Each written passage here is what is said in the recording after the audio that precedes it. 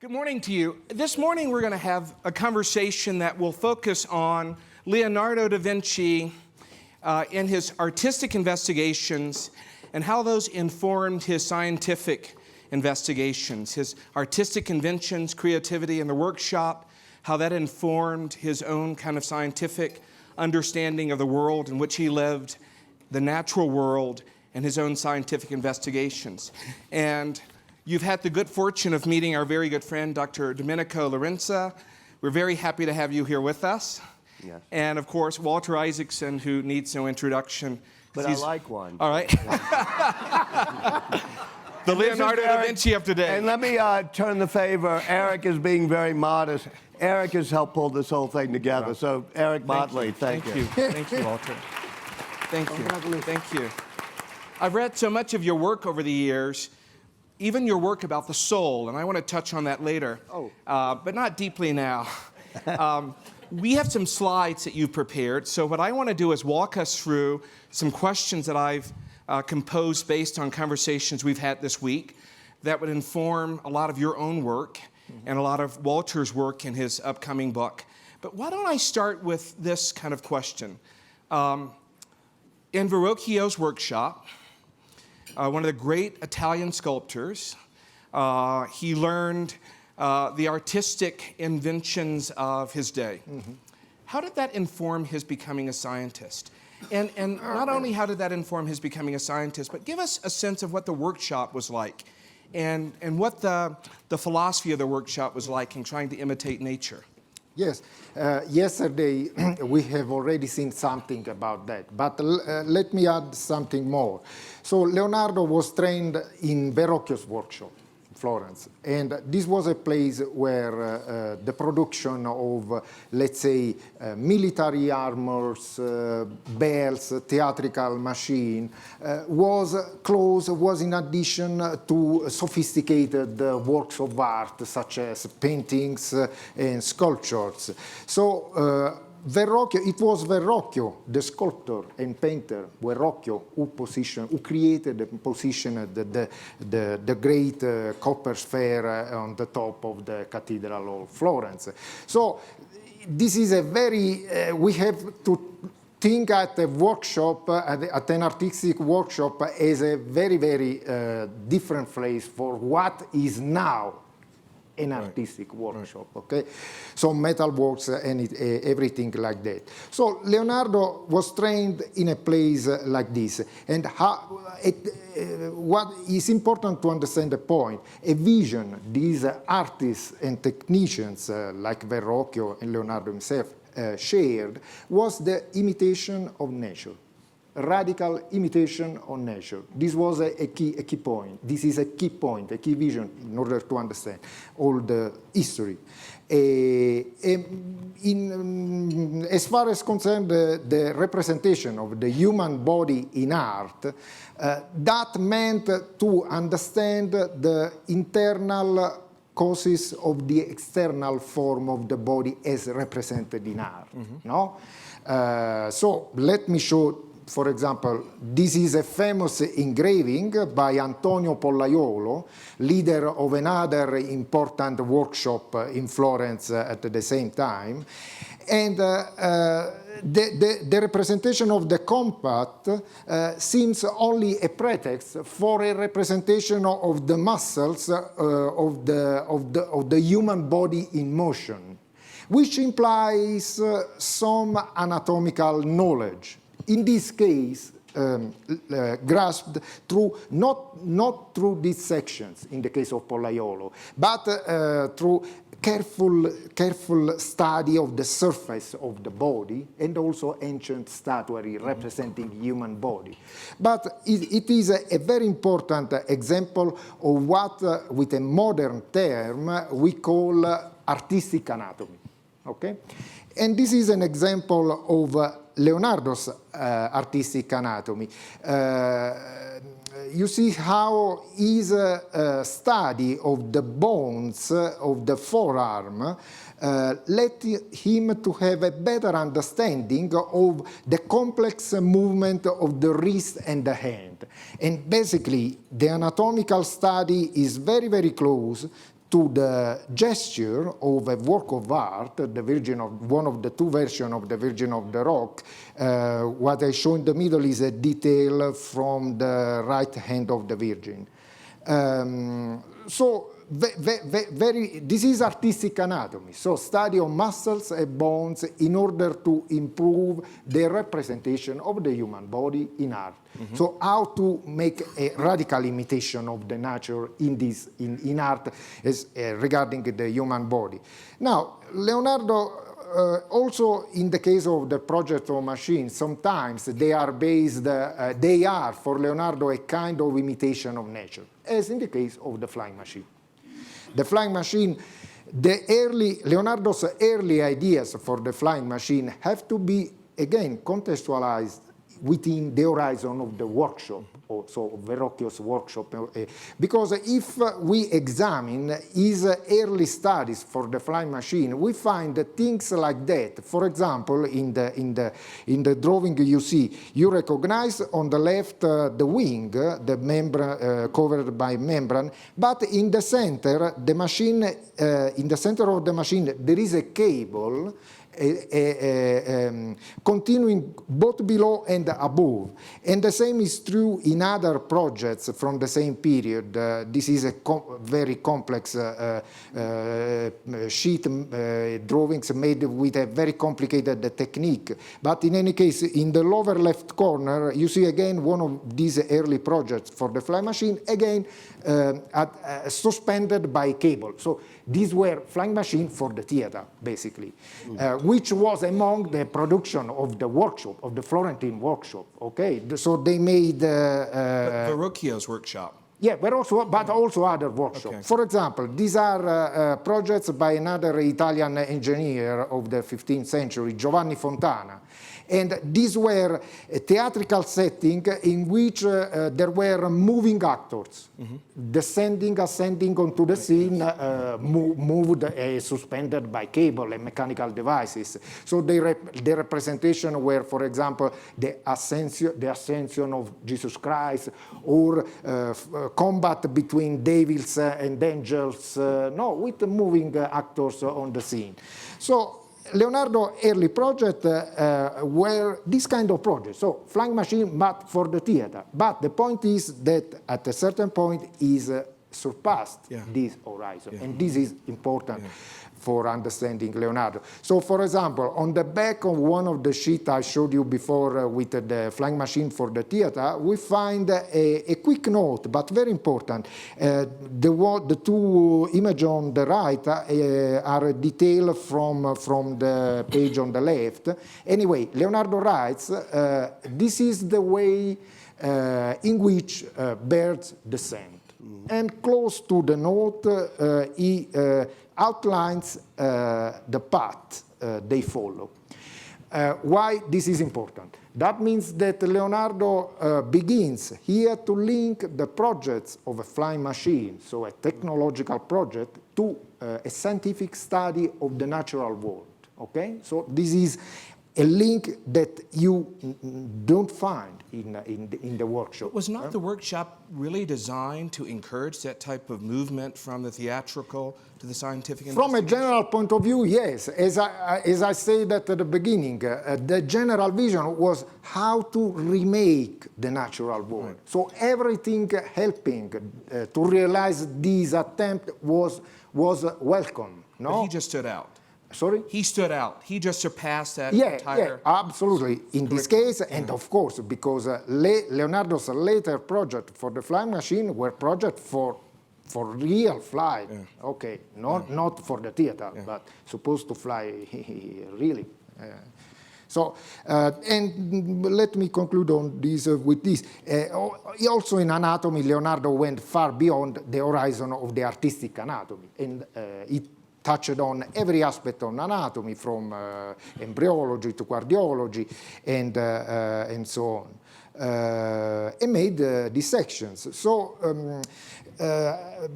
what happened was that he had the ambition to renew anatomy as a science.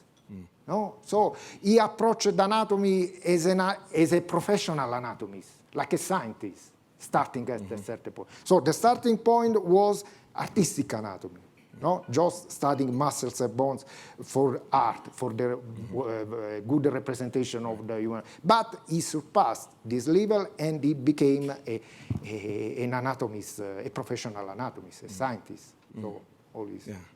Yeah, I want to go to you, Walter. I'm reading your book, and there's a wonderful line that you use. You call Leonardo fanatically curious and eerily observant. How did he practice deep observations, and what are some of the examples? Well, one of the wonderful tricks he says in his notebook is that when you observe something, it's like reading a page. If you try to read the whole page at once, you won't get it, so you have to go word by word to understand the page. And likewise, when you look at a natural phenomenon, you should start with each detail and then pull it together. And that way you'll remember it better, but you'll also see the connections between the details. But as Domenico said, you have a guy who's fanatically curious, which means that when he's doing one thing, it leads to another. In other words, if he's doing it for the theater, as Domenico correctly points out, I'm sure that, you know, so much of his work started like, okay, can I make an angel ascend or descend on the stage? And suddenly you get that thing up there in the ceiling in which he's trying to figure out, can you go off Mount Swan or something in a glider? He is a walking testament to the virtues of attention deficit disorder because he keeps leaping around.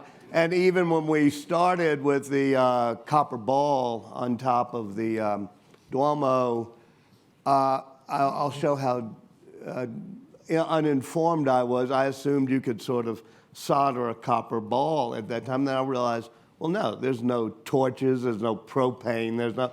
And so what they have to do is curved mirrors that focus the light of the sun so that you can solder the cladding on the ball. And so when Leonardo starts that very young in the studio, he just, for the rest of his life, is trying to figure out concave mirrors. What's the angle of light? The optics, how does that affect optics of the eye? And I don't know, was it... But that became science, no? Right, that's what I'm saying. Yeah. Just engineering, art leads to science.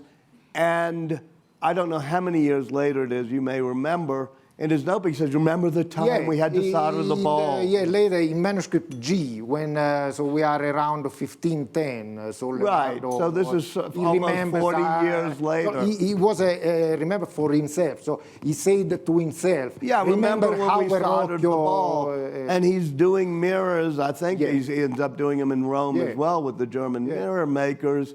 But that helps him figure even out, you know, he's deciding maybe I can turn these into weapons as classical science taught. So that's the joy of his notebooks is sometimes even on one page. We see his, what I called it, fanatic curiosity. One thing leads to another. Shadows, body proportions, all that, right? Well, absolutely. Once you're interested in the angle of light because you're soldering a ball on top of the Duomo, you're interested for the rest of your life in how do light rays bounce off curved surfaces. Now, you and I, we see things. I see now, which I hadn't seen until a moment ago, the light on Domenico's face. I see the way it curves beneath his lips. I see the angle at which it's coming in. Leonardo puts that in his notebook page after page. We go through life not quite observing, why is there a little bit of light on this cheek? Is it reflected from the back? All those things that made him fanatically observant. Domenico said he was self-taught. Walter, how do you think that informed his own sense of scientific investigation? Having been to really good schools, I think it helped enormously to be denied the right to go to the Latin schools at the time because he was born out of wedlock and didn't go to university. We know his words. I don't have to say what I think. Because he protests over and over a course of decades that he's a disciple of experience, and people, fools may disparage him for this, that he's not a man of letters, i.e.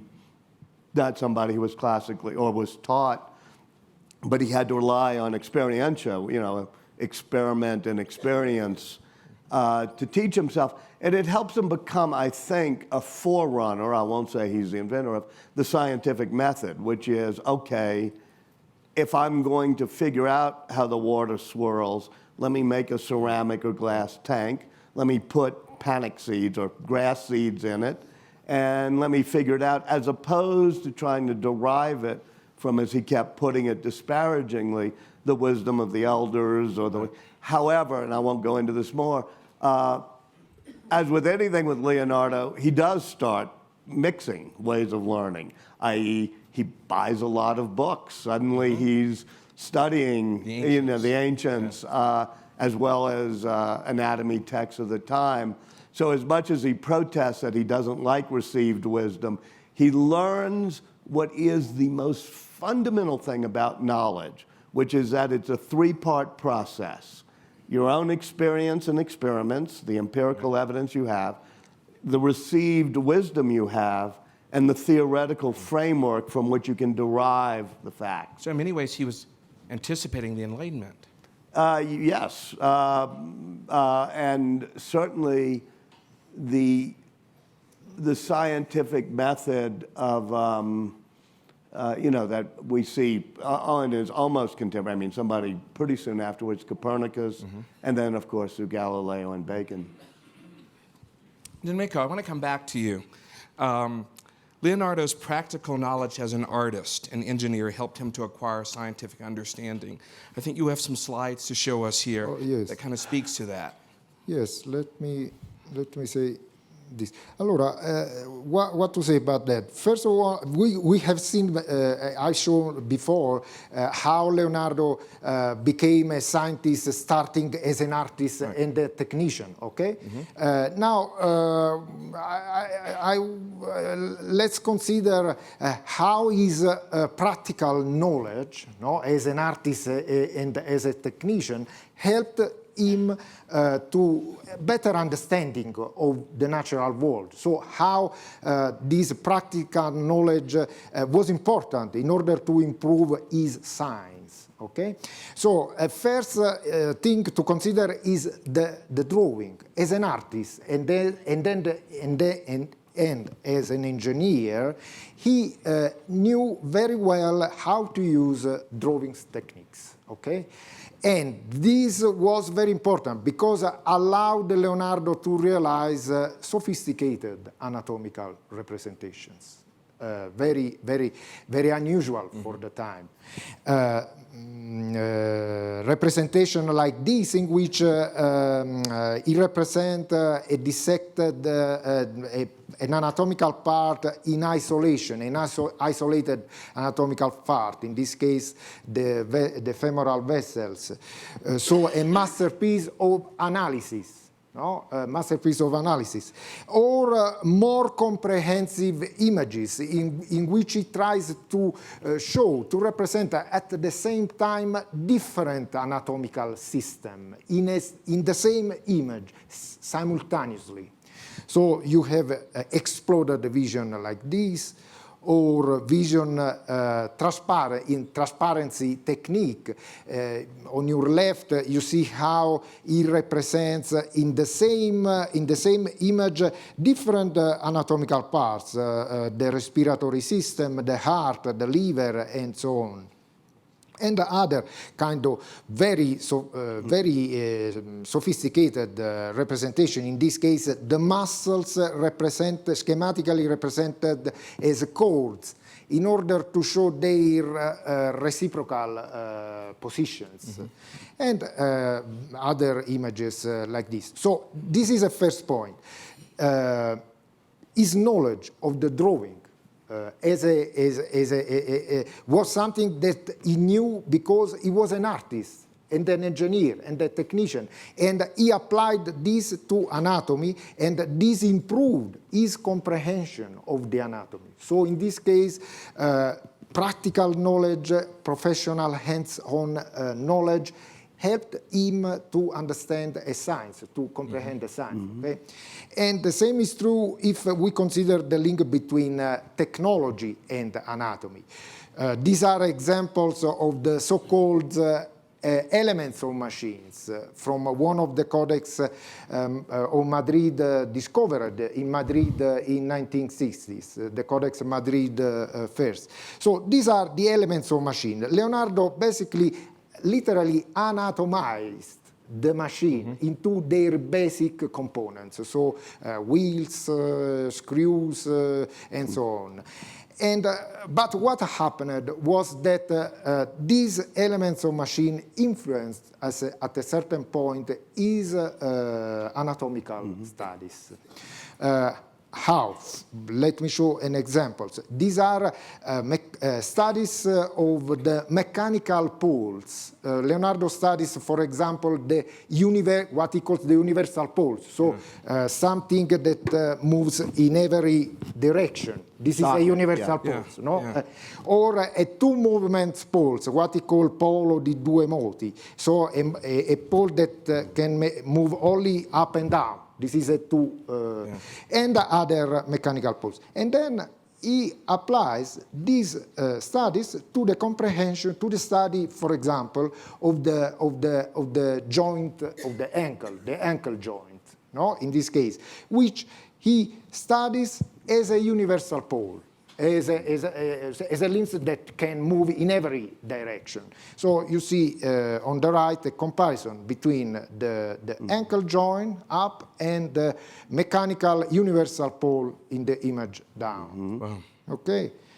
And You know, these drawings, in many ways. We see something. We saw something about this yesterday. This is a comparison between how the backbone is laid up by antagonist muscles, and he compares this to how a mast on a ship is held up by shrouds. Martin yesterday showed something on this, but let me show a last example. I think is important. In his technological studies, he devoted much time to the study of friction. So how friction consumes the elements of machine. And these are devices, this sphere are supposed to reduce this friction. Okay? Ball bearings. Yeah, correct. But what he did was that also in anatomy, he studied friction. And in this case, also as a positive force. For example, he realized that the friction generated by the movement of the blood in the heart between the four chambers of the heart generated natural heat and spirits. So natural heat and spirits in the physiology of Leonardo's time were the vehicles of life. So the spirits correspond, perhaps we can try to say, to oxygen. No, what is now? So spirits and natural heat were generated by the friction of the blood within the heart. Okay, and. Let me add a quick note on this. So natural heat and spirits were for Leonardo expression of the so-called vital soul, no? L'anima vitale, vital soul. And this was a difference. Okay, Leonardo studied the human body thanks to his technological knowledge and made comparison between man and machine. But there was a difference.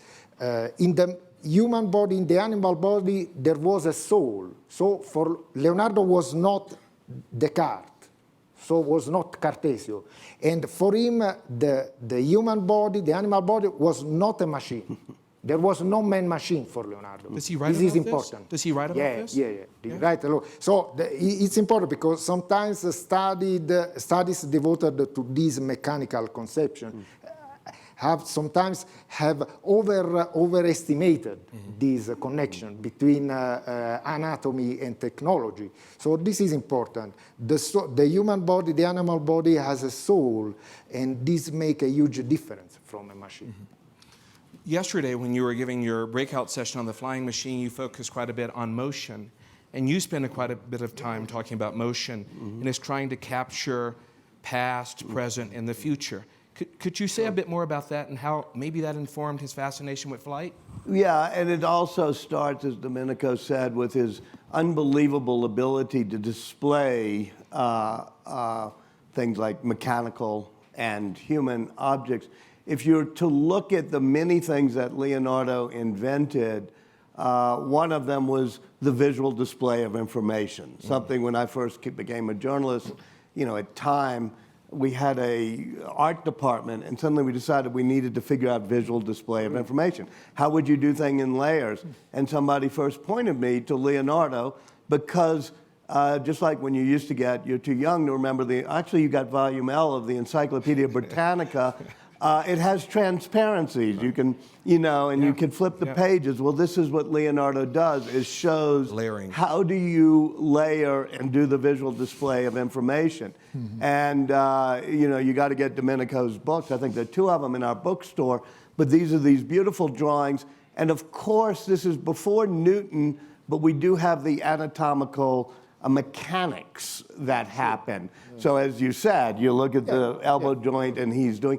But he also does it in an exploded fashion, so each component is done. The one thing I would push back on a little bit, if I may, Domenico, but then I'll let you push back on me, which is he loved analogies across things, like the analogy of a machine to a heart to a flow. 80% of the time, that led him to great discoveries.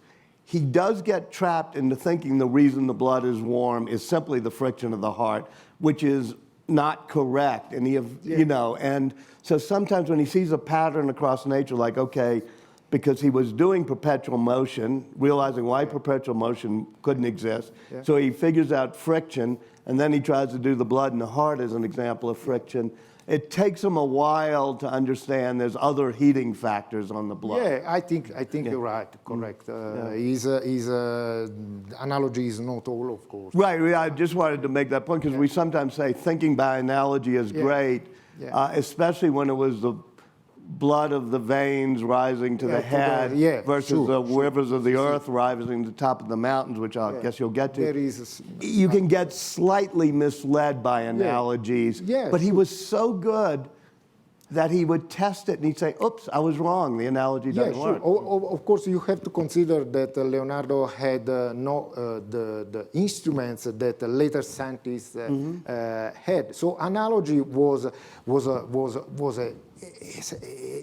tool important. It was a tool like theory. Like theory. And on the he theoretical... wasn't perfect at creating grand theories the way Newton, say, was. But he did create the analogies, which are almost proto-theories. I agree. Which brings us kind of really to the similarity between geology and anatomy. Yes, another connection of discipline. Yes, this is fascinating because Leonardo's geological studies have not have been studied well only recently. So it's a field not yet well studied of Leonardo's studies. So let me start with a slide. So in 1513, Leonardo was a guest in Vaprio d'Adda in Lombardy, not far from Milan. He was a guest of his pupil Francesco Melzi in the villa of Francesco Melzi, and there he at the same time studied the water currents of the River Adda and made dissections of the heart of an ox. So studied let's say, the blood currents, the currents of the blood, the vortices of the blood. And the comparison, of course, between vortices of water and vortices of blood are famous, as are, we have seen yesterday already, is comparison between eddies of water and curling hair. Now, all of this is part of the general analogy between the microcosm and the macrocosm. Walter, explained something about that yesterday. So this is a general ancient analogy. And all of this is part of this analogy, and the connection between anatomy and geology has to be contextualized within this more general analogy between microcosm and macrocosm. So thanks to his anatomical studies of how the human body changes in time, Leonardo understood that also the body of the Earth had a beginning and perhaps an end, had a history of changes, that where now are mountains, there was once the sea. In short, he discovered what 2 centuries later will be called the history of the Earth. A fundamental acquisition in modern science, because this was the starting point, for example, for Darwin evolutionary theory. Was very important. So Leonardo discovered that the history of the Earth, and he made, in order to understand this history, how the Earth changed in time, he realized deep studies of the structure of the Earth. So, for example, stratified rocks as the result of erosion processes. So how water, piece of rocks detached by the water are transformed in stones, in smaller and smaller stones, and then in grain of sands, and finally into silt. All of these was absolutely original for the time, because Leonardo basically applied to the Earth an anatomical model, in the sense that he studied the solid components of the Earth, so fossils, stones, rocks, and not the abstract cosmological theories of the Middle Ages, or the subterranean winds of the Aristotelian tradition and other similar fluid conception. So he made an anatomy of the Earth, and certainly the anatomical model influenced his geological model. By the way, can you give us a tout about the forthcoming Codex Leicester? Oh, yes. This is a huge project. We are working with Martin on this project, I think, since 2010. So it's... 1990. It's taking you longer than it took Leonardo to write it. Much longer. This is the Bill Gates Codex.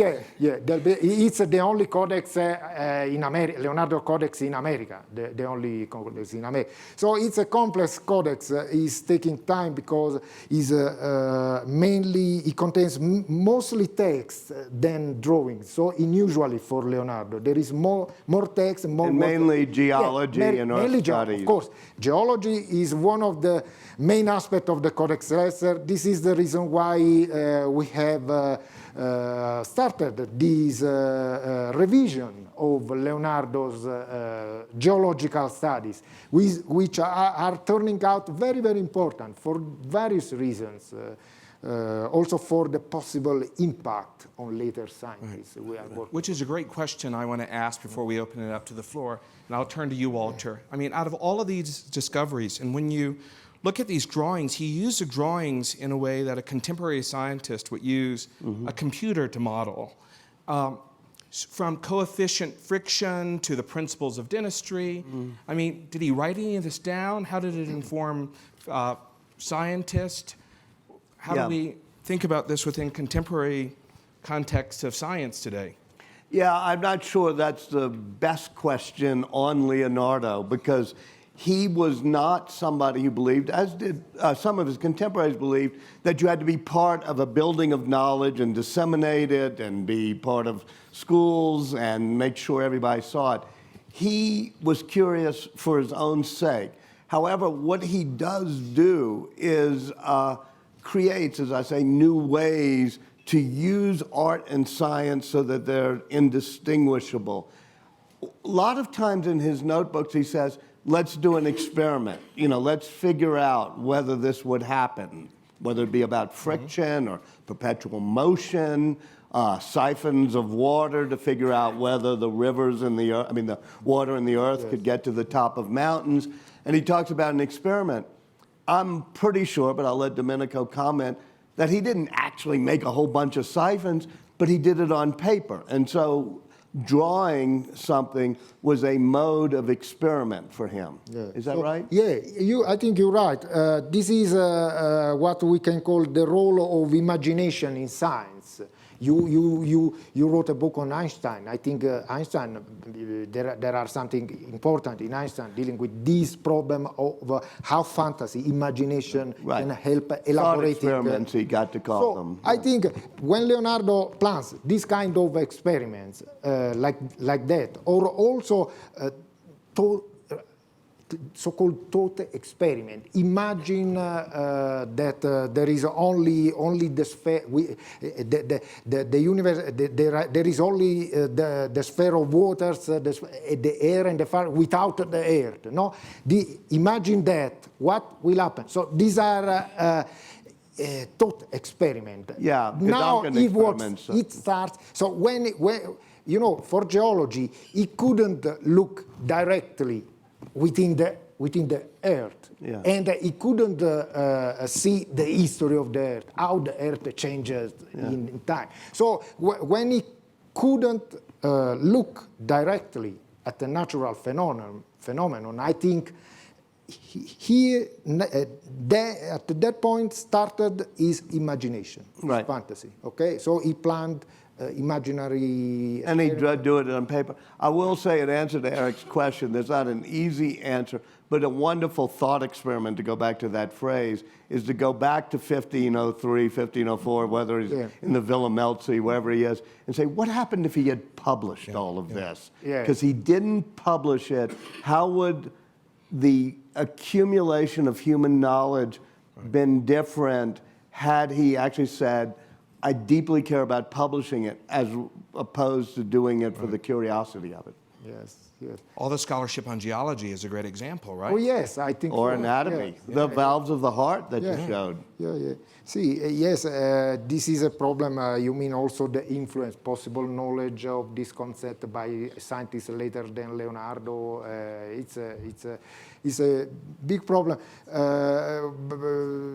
From this point of view, I have to say that the first printed edition of Leonardo's manuscripts, I don't know if your question was about that. Perhaps I was not, but let me... I'd rather hear whatever you want to say. So I want to say the problem of Leonardo's impact on later scientists. No, Leonardo never published his manuscripts. Okay, never published, never printed his manuscript. The first printed edition date back to the late 18th century, so 1797, and so very late. No. After Galileo, after Newton, and this was a very small book with only very few excerpts from only some of Leonardo's manuscripts. So that's all. And now the question is, did some early scientists read his manuscript before this first printed edition? Scholars have been very skeptical about this. Leonardo's codices are very difficult texts, not only because they are written from right to left, but also because they are very disorderly notes. So basically they are private notes. The state is the state of a private notebooks. So very difficult to be read also for ancient readers. But something is changing. During the preparation of this new edition of the Codex Leicester, we have discovered copies of the Codex Leicester made during the 18th century. So this is important because when you made a copy, you transcribe Leonardo's original text. So the text of Leonardo in a copy is much more clear and much more understandable than his original. So this copy, at least 8 copies of the Codex Leicester circulated in the 18th century in key places for the history of geology, in key places of London, Paris, Florence, and elsewhere. So something perhaps is changing. It's too early. We have to be cautious. It's too early to say, to claim that Leonardo influenced the later scientists. But perhaps Leonardo's scholarship is moving towards that direction. Can I have a final word, which is a thank you? Because you talk about Leonardo not being quite as open as he could have been to help the accumulation of scholarship. We all very much look forward to what you, Martin Kemp, Fred Schroeder, who is a curator of the Codex Leicester, and Bill Gates is doing. The book will be out in a year or two. But I also want to thank you because unlike other, some people who are more, you shared with me the early translations. You corrected my translations. It was a pleasure. And was an honor for me. Well, I want to thank you because it was just generous in a way that does lead to, I hope, more accumulation of knowledge. And so thank you. It was an occasion to read a chapter from your book, which I do recommend. Thank you so much. Thank you. And it would be great to imagine Darwin going through the notebooks. And having his own thought of course, processes informed. Because there is this chain. Then Leonardo discovered the history of the Earth, and also he made a comparative study between men and animals. But it is difficult to say. At the moment, no evidence that Darwin had access to Leonardo's manuscript. But who knows? Perhaps. I've read a lot of your work, especially in preparation of this. And Professor Martin Kemp was at St. Andrews when I was there studying in the art history department before going to Oxford. And I've read He Walter. went to Oxford, yeah. Yes. Yeah. And you've informed our scholarship and our way of thinking about Leonardo and the coexistence of art and science in a very informative way. Thank you both. Thank you, Domenico. Thank you. Appreciate it. Thank you. Thank you.